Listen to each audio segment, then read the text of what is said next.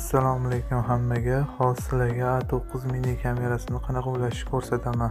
Birinchi qiladigan ishimiz kamerani zaryadkaga qo'yib olamiz. Zaryadkaga qo'yayotganda ko'k chirog'i yonadi o'zi. Ikkinchi qiladigan ishimiz Play Marketga kirib yoki App Store'ga kirib, ekrani ichidan chiqqan qog'ozni olib, qog'ozda nima programma yozilgan bo'lsa, o'shani Play Market yoki App Store'dan yozib olamiz. O'zini birlajinasini yozib bo'lgandan keyin открыть bosiladi. Hamma so'ragan narsasiga razрешение berib chiqasizlar. Hammaga kirib advice bosiladi.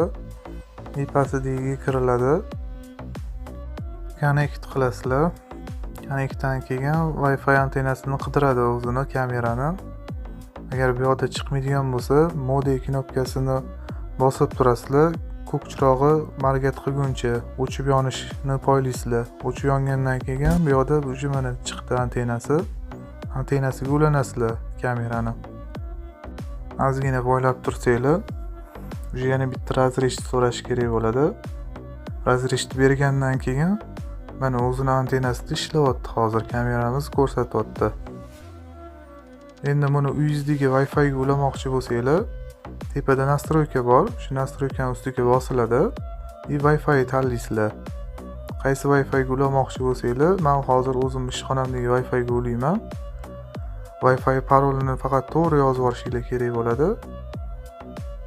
To'g'ri yozganingizdan keyin OK qilib yuborasizlar tekshirib. OK.